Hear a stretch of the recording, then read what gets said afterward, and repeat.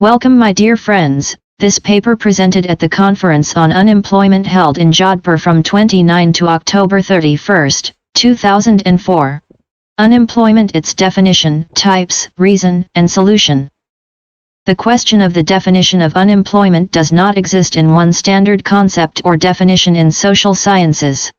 The International Labour Organization, ILO, statisticians in 1954 had defined it as follows. 1. Persons in unemployment consist of all persons above a specified age who, on the specified day or for a specified week, were in the following categories.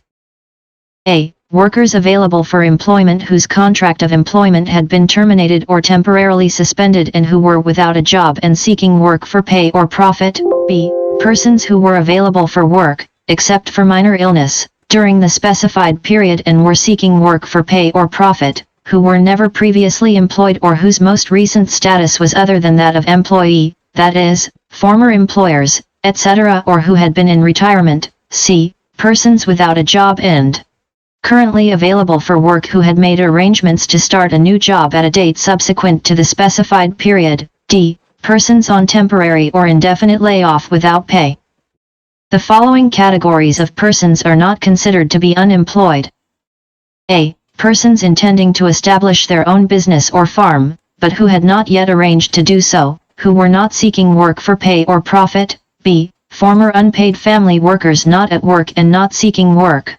But, according to economists, this definition which stresses two main characteristics of the unemployed, viz. A. Not working and B. Seeking work does not help in the less developed countries where the underemployed are partially employed. 3. Taking into account the above definition, we can say that, in simple language, unemployment denotes total absence of work for those who are not working at any job, but who are actively seeking work, and lack of work for those who are marginally working but searching for a full-time job. Thus, an unemployed is the one who is not working and actively seeking work, or who is partially working, but searching for a full-time job. 4. When applied to society, unemployment signifies unused human labor or wastage of human resources which could not be employed in any productive work. 5. Thus, unemployment is harmful not only to the unemployed individuals but also to society.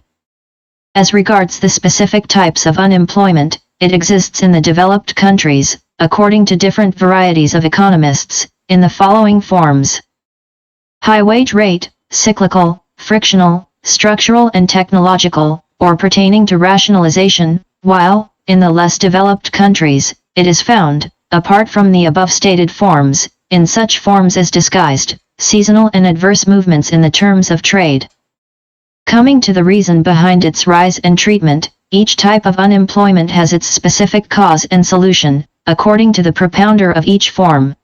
High wage rate unemployment, according to classical and neoclassical economists, is caused by the rise in wages which raise the cost of production and thus result in the slackening of effective demand. They believe that unemployment is not a feature of industrial capitalism, but its deviation, which is only a passing phenomenon that can be quickly set right by lowering the wage rate. Cyclical unemployment, according to Keynes, emerges when there is lack of effective demand to absorb the entire stock of goods produced in an economy. The deficiency in demand itself originates from man's inherent tendency of saving more and spending less. This leads to decrease in investment and consequently to reduction in employment. It is called cyclical, because business depressions occur at more or less regular intervals, for example, the recent recessions of 1969–70, 1974–75, and 1980–82. This type of unemployment can be removed by raising the rate of investment mainly through deficit financing, thus placing more money in the hands of the people and creating more demand.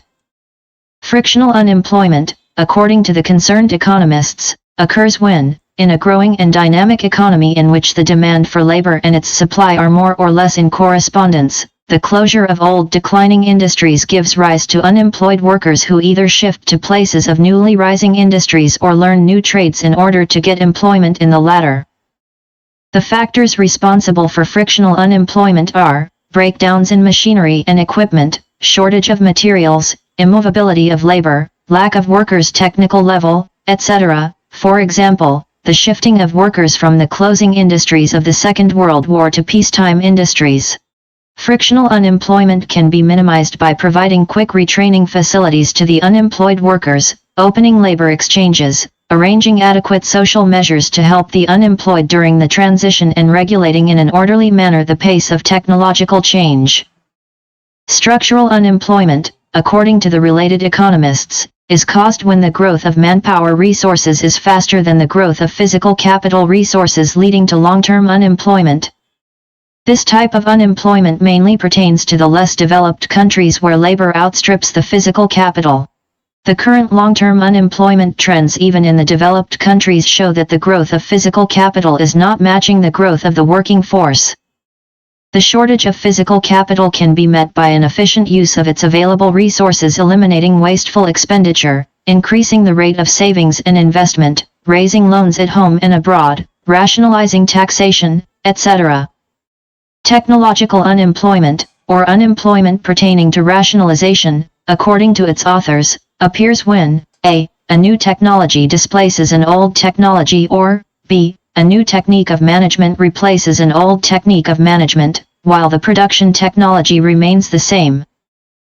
Technological unemployment is more painful when the gap between the new and old technology is so great as to render valueless the old technique of labor, thus forcing the workers to seek employment in unskilled occupations or to remain unemployed if they cannot find alternate employment. The unemployment caused by the change in management technique creates similar problems if new employment opportunities are not created to absorb the unemployed. Rapid economic growth is at one time the cause and at other times the cure for technological unemployment. Disguised unemployment, according to its composers, is concerned with the less developed countries, particularly their rural sector. Rural unemployment has two aspects: seasonal and perennial. The seasonal unemployment occurs when population engaged in agriculture remains idle for at least 5 to 7 months during the slack agricultural season. The perennial unemployment is a chronic phenomenon in an underdeveloped agriculture. In 1945, Mandelbaum estimated that nearly 27% of active rural workers in Greece, Yugoslavia, Poland, Romania, and Bulgaria were redundant. In 1951, a UN study noted that for many regions of India and Pakistan and for certain parts of Philippines and Indonesia, the surplus rural population cannot be less than 20 to 25%. The said estimate about India is related to the period when 100 million people were engaged in Indian agriculture, Indian Census, 1951. Now, when their number has risen to 171 million, Indian Census 1981, it means that over 40% population in Indian agriculture, that is, 2 persons in a 5-member rural family, is redundant. Apparently everyone seems to be employed, but, in fact, all are underemployed. This type of unemployment is a consequence of the shortage of physical capital or other complementary resources, that is, low rate of capital growth, high capital output ratio, etc. It can be cured by expanding the stock of physical capital or units of production so that additional jobs are created to absorb the surplus population. Seasonal unemployment, according to its creators, is found in both the developed and less developed countries. It is caused due to the seasonal character of certain occupations. For instance, ice cream factories and boatmen's services in Britain have an effective demand during summer. Other examples of seasonal industry are the rice mills and sugar factories, etc. Agriculture in the less developed countries is 100% a seasonal profession. Unemployment due to adverse movements in trade, according to the economists, often arises in the less developed countries when, due to decline in the prices of their primary commodities, there occurs a fall in their employment level. This type of unemployment can be rectified by diversifying the production and export of commodities of the less developed countries. Proposed Agenda for Agenda Preparing People's Ad Hoc Committee of SAARC Countries. Our first proposal is that the agenda for SAARC countries should be the establishment of world peace and the resolving of all conflicts between the concerned SAARC members, for example, the Jammu-Kashmir dispute, and within each SAARC country, which exist in all the 7 countries. The second proposal is to stop the degeneration of natural resources within SAARC as a whole as well as in each country by a. stopping air pollution, B. water decline and pollution, C. land degradation, D. deforestation, and E. ending anti-biodiversity practices and activities, by preparing a concrete mass action plan and relevant mass agency to carry out the plan for regeneration of the environmental resources, including the stopping of every polluting technology, however useful and productive it may seem to be. The third proposal is to chalk out a concrete action plan for reinvigorating the suffering human forces, that is, poor, hungry, unemployed, invalid, etc., by taking the following 3 basic steps.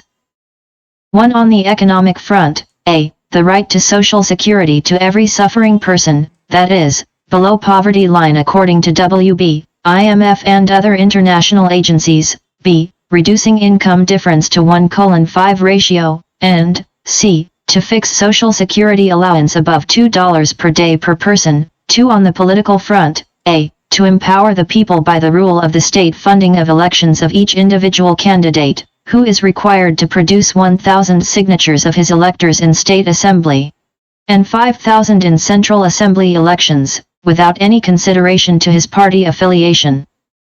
Concerned voters' right to recall an assembly member if 1/5 of voters demand in writing a re-poll on the ground that the aforementioned member has lost the confidence of his electorate.